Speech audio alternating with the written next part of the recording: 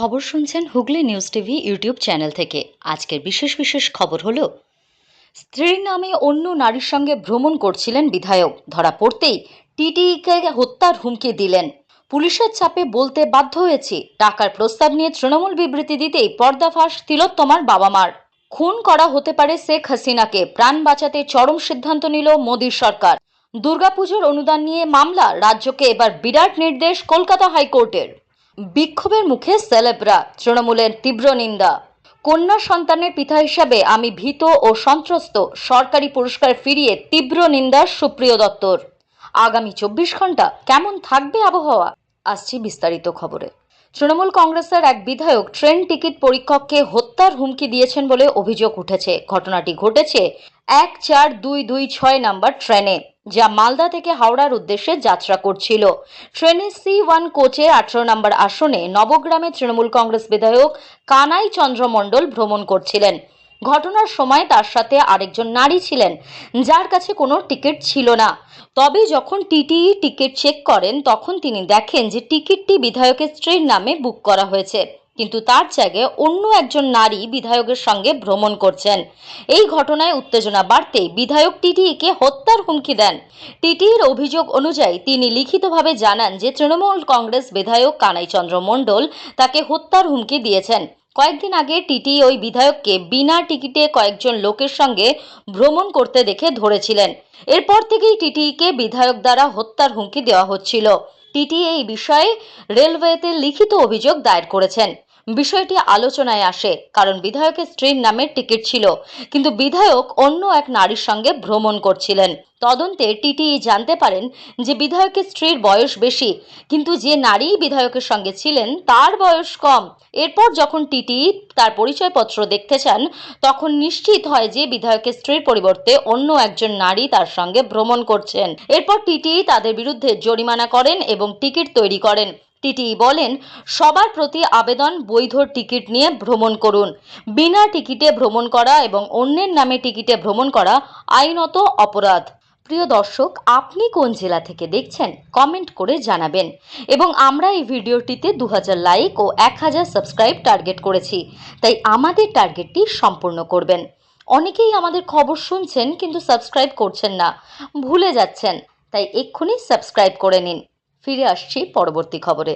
ঘরে শোয়ানো মেয়ের দেহ পাশের ঘরে ডেকে নিয়ে ডিসি নর্থ টাকা দিতে চেয়েছিলেন। বুধবার রাতে আরজি করের সাংবাদিকদের মুখোমুখি হয়ে একথা বলেছেন তিলোত্তমার বাবা।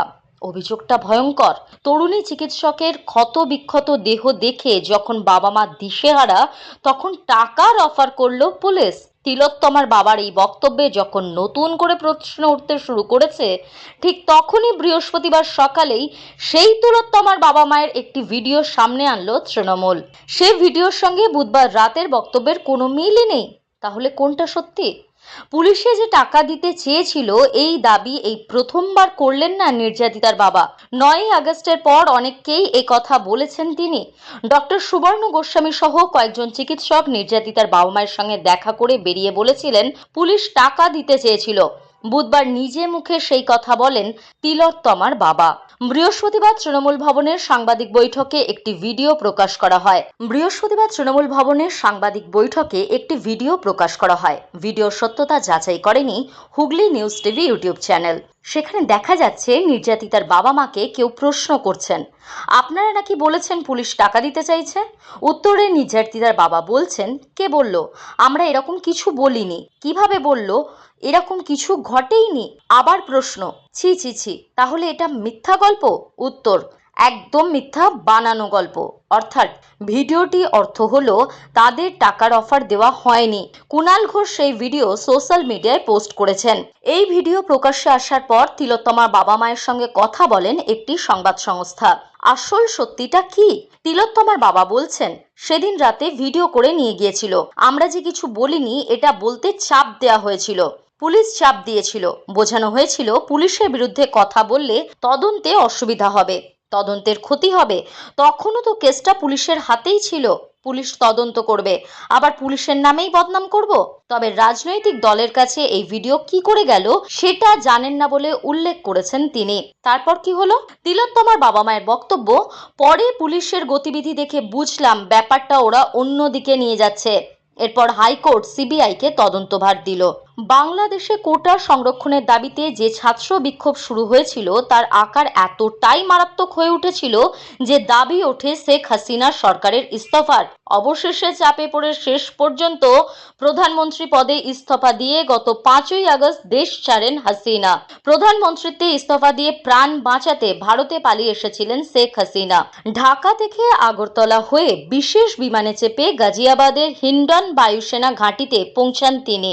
ভারত ও বাংলাদেশের মধ্যে চুক্তি অনুযায়ী 45 দিন বিনা ভিসাতেই থাকতে পারবেন মুজিব কন্যা।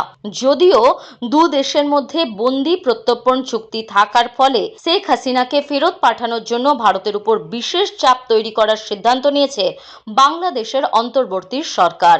বিনা ভিসাতে আর মাত্র 13 দিন ভারতে থাকতে পারবেন বাংলাদেশের প্রাক্তন প্রধানমন্ত্রী শেখ হাসিনা।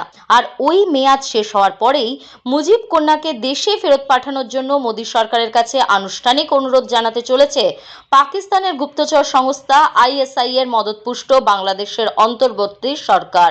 কিন্তু সূত্রের খবর, বাংলাদেশের অনুরোধে সাড়া দিচ্ছে না মোদী সরকার। বাংলাদেশে ফেরত পাঠালে মুজিব কন্যার জীবন বিপন্ন হতে পারে, কিংবা তাকে অন্তর্বর্তী সরকার ফাঁসিতে ঝোলাতে পারে, এমন সম্ভাবনা থাকায় হাসিনাকে ফেরত পাঠানোর ঝুঁকি নিচ্ছে না দিল্লি। কিন্তু বাংলাদেশ চাইলেই মুজিব কন্যাকে ঢাকার হাতে যে মোদী সরকার তুলে দেবে না তা স্পষ্ট করে দিয়েছেন বিদেশ মন্ত্রকের এক আধিকারিক। দুর্গাপুজো মানে বাঙালির গর্ব, বাংলার আবেগ। মা আসার অপেক্ষাতেই গোটা বছর কাটিয়ে দেন বহু বাঙালি। গত কয়েক বছর ধরে রাজ্যের ক্লাব পুজো কমিটিগুলোকে দুর্গাপুজোর জন্য অনুদান দিচ্ছে পশ্চিমবঙ্গ সরকার। বছর বছর বাড়ানো হয়েছে অনুদানের টাকা। এবার এই অনুদান নিয়ে কলকাতা হাইকোর্টে মামলা হতেই রাজ্যকে বড় নির্দেশ দিল আদালত। গত জুলাই মাসে নেতাজি ইন্ডোর স্টেডিয়াম থেকে দুর্গাপুজোর অনুদান হিসেবে রাজ্যের ক্লাব পুজো কমিটিগুলোকে 85,000 টাকা করে দেওয়ার কথা ঘোষণা করেন মুখ্যমন্ত্রী মমতা বন্দ্যোপাধ্যায়। আগামী বছর এই অঙ্কটা 1 লক্ষ টাকা করে দেওয়া হবে বলেও জানান তিনি। কিন্তু আরজিকর হাসপাতালে চিকিৎসকের ধর্ষণ খুনের ঘটনার পর চিত্রটা বদলাতে শুরু করে। রাজ্যের একাধিক ক্লাব অনুদান প্রত্যাখ্যান করার সিদ্ধান্ত নেয়। এরপর এই অনুদান নিয়ে মামলা হয় হাইকোর্টে। কি নির্দেশ দিল উচ্চ আদালত? আরজি করের নারকীয় ঘটনার প্রতিবাদে ইতিমধ্যেই রাজ্যের বহু ক্লাবের তরফ থেকে সরকারি অনুদানের টাকা ফেরানোর কথা ঘোষণা করা হয়েছে। হুগলি, মুর্শিদাবাদ, দক্ষিণ 24 পরগনার পাশাপাশি শহর কলকাতার একটি নামকরা ক্লাবও অনুদান ফেরানোর কথা সিদ্ধান্ত নিয়েছে। এবার দুর্গাপুজোর এই অনুদান নিয়ে রাজ্যকে নোটিশ দেওয়ার নির্দেশ দিল কলকাতা হাইকোর্ট। বৃহস্পতিবার উচ্চ আদালতে পুজোর অনুদান নিয়ে একটি মামলা হয়েছে। আবেদনে বলা হয়েছে, পুজোর অনুদান বাড়লেও খরচের বিষয়ে সঠিকভাবে অডিট হচ্ছে না। অর্থাৎ অভিযোগ, অনুদানের টাকা কোন খাতে খরচ হচ্ছে সেই বিষয়ে কোনো নজরদারি হচ্ছে না। এই মামলা দ্রুত শুনানির আর্জি জানিয়ে প্রধান বিচারপতি টি.এস. শিবগানামের দৃষ্টি আকর্ষণ করা হয়েছে। দুর্গাপুজোর অনুদান সংক্রান্ত এই মামলায় হাইকোর্টের প্রধান বিচারপতি বলেন, বহু ক্লাব নাকি অনুদান ফেরাচ্ছে। একই সঙ্গে অডিটের বিষয়ে রাজ্যকে নোটিশ পাঠানোর নির্দেশ দিয়েছেন তিনি। পুজোর মাসখানেক আগে আদালতের তরফ থেকে এই নির্দেশ আসায় শুরু হয়েছে জোর চর্চা। আরজিকর কাণ্ডের প্রতিবাদে বিভিন্ন স্তরের মানুষ, বিশেষ করে সেলিব্রিটিরা রাজপথে নেমে এসেছেন। সেলিব্রিটিরা কাঁধে কাঁধ মিলিয়ে সাধারণ মানুষের সাথে একত্রিত হয়ে নির্যাতিতার পরিবারকে ন্যায্য বিচার দেওয়ার দাবিতে সোচ্চার হচ্ছেন। বড় পর্দার অভিনেতা অভিনেত্রী থেকে ছোট পর্দার তারকারাও সোশ্যাল মিডিয়ায় এবং প্রকাশ্যে এই আন্দোলনে অংশ নিচ্ছেন। যদিও এই প্রতিবাদে অংশ নেওয়া সেলেবদের কিছু ক্ষেত্রে বিক্ষোভের মুখে পড়তে হচ্ছে। এই প্রেক্ষাপটে তৃণমূল কংগ্রেস দলের তরফ থেকে প্রতিবাদী সেলেবদের সমালোচনা করা হয়েছে। রাজ্যের 2 মন্ত্রী ব্রাত্য বসু এবং সচিবাজা সাংবাদিকদের সামনে এসে এই ধরনের ঘটনার তীব্র নিন্দা জানিয়েছেন। শিক্ষামন্ত্রী ব্রাত্য বসু মন্তব্য করেছেন, একজন অভিনেতাকে এভাবে অপমান করা উচিত নয়, বিশেষ করে যদি সেই অভিনেতা জাতীয় পুরস্কার প্রাপ্ত হন এবং প্রতিবাদ করতে গিয়ে অপমানিত হন, তাহলে তার সমাজের সংবেদনশীলতা এবং সহানুভূতির উপর বড় প্রশ্ন তুলে দেয়। মন্ত্রীরা জানিয়েছেন, এই ধরনের আচরণের মাধ্যমে সমাজের মধ্যে বিভাজন সৃষ্টি হচ্ছে এবং এটি অগ্রহণযোগ্য। তারা আশা করছেন যে এই ধরনের ঘটনাগুলি সমাজের সংবেদনশীলতা এবং সহানুভূতির উপর কোনো প্রভাব ফেলবে না। তৃণমূল কংগ্রেসের এই নিন্দার মাধ্যমে তারা স্পষ্ট করে দিতে চায় যে প্রতিবাদী সেলেবদের প্রতি এই ধরনের নেতিবাচক আচরণ বরদাস্ত করা হবে না। একের পর এক পুরস্কার প্রত্যাখ্যান। বর্তমান আবহে প্রতিবাদের পথে হাঁটলেন আরও এক অভিনেতা। পশ্চিমবঙ্গ নাট্য একাডেমির পুরস্কার ফেরাচ্ছেন সুপ্রিয় দত্ত। আজ বৃহস্পতিবার পশ্চিমবঙ্গ নাট্য একাডেমির সচিবকে চিঠি দিয়ে এই পুরস্কার ফেরানোর আর্জি জানিয়েছেন। পাশাপাশি শাসক দলের তীব্র নিন্দাও করেছেন অভিনেতা। উল্লেখ্য, 2021-এর 24শে জানুয়ারি পূর্ণ দৈর্ঘ্য নাটক বিভাগে পশ্চিমবঙ্গ নাট্য একাডেমি পুরস্কার পান তিনি। সংশ্লিষ্ট বিভাগকে দেওয়া চিঠিতে তিনি লিখেছেন, বর্তমানে কলকাতার আরজিকর হাসপাতালের নারকীয় ঘটনার পর শাসকের ভূমিকা আমায় স্তম্ভিত করেছে। শাসক এবং তার পদলেলনকারী পুলিশ এবং প্রশাসনের প্রতি পদক্ষেপ প্রমাণ করেছে সত্যকে আড়াল করতে তারা কতটা মরিয়া। এমতো অবস্থায় এক কন্যা সন্তানের পিতা হিসেবে আমি ভীত ও সন্ত্রস্ত। এরপর কাঞ্চনের প্রসঙ্গ টেনে কড়া ভাষায় অভিনেতা লিখেছেন, আমার বন্ধু বর্তমানে শাসকের প্রতিনিধি কাঞ্চন মল্লিকের কথায় বুঝলাম, শাসক আসলে পুরস্কার এবং সম্মানের বিনিময়ে মোসাইব খরিদ করে। শাসক চায় একদল অমেরুদণ্ডী চাটুকারের ব্যাটালিয়ন। কাঞ্চনবাবুর এই বিবৃতি আসলে সরকারের ঘোষিত বা অঘোষিত আদেশনামা, হয় সত্য নয় সম্মান। এমতো অবস্থায় আমি সত্যের পথই বেছে নিলাম। শেষে তিনি লিখেছেন, আমি আমার প্রাপ্ত পুরস্কার এবং পুরস্কার মূল্য সবকিছুই ফেরত দিয়ে গ্লানিমুক্ত হতে চাই। আপনি গ্রহণ করে আমায় বাধিত করুন। আপনার সুস্বাস্থ্য কামনা করি। আরজিকর কাণ্ডের প্রতিবাদে গর্জে উঠেছে বিভিন্ন মহল। সম্প্রতি কাঞ্চন মল্লিকের ব্যঙ্গার্থ মন্তব্য তাতে ঘি ঢেলেছিল। তার মন্তব্যে অপমানিত হয়ে এর আগে রাজ্য সরকারের পুরস্কার ফিরিয়ে দিতে চেয়েছেন নাট্যকার চন্দন সেন। নাট্যক্ষেত্রের সর্বোচ্চ সম্মাননা দীনবন্ধু মিত্র পুরস্কার পেয়েছিলেন তিনি।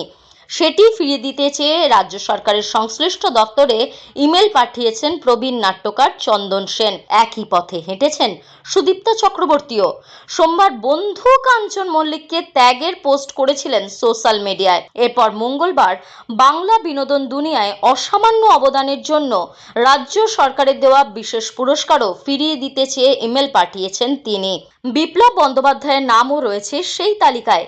আজ এই তালিকায় যোগ হলেন সনাতন দিন্ডা এবং সুপ্রিয় দত্ত। প্রিয় দর্শক, এবার শুনবেন আবহাওয়ার খবর।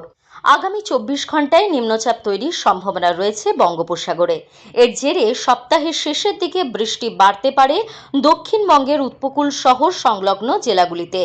অন্যদিকে দক্ষিণবঙ্গে বজ্রবিদ্যুৎ সহ হালকা থেকে মাঝারি বৃষ্টি চলবে বলে জানিয়েছে আলিপুর আবহাওয়া দপ্তর। আজ কলকাতায় সর্বনিম্ন তাপমাত্রা 27.6 ডিগ্রি সেলসিয়াস। বুধবার সর্বোচ্চ তাপমাত্রা ছিল 33.5 ডিগ্রি সেলসিয়াস। আগামী 24 ঘন্টায় কলকাতা শহরের তাপমাত্রা থাকবে 28 থেকে 34 ডিগ্রি সেলসিয়াসের মধ্যে। আজ এই পর্যন্তই। ফিরে আসছি নতুন কোনো খবর নিয়ে। ততক্ষণ সঙ্গে থাকুন।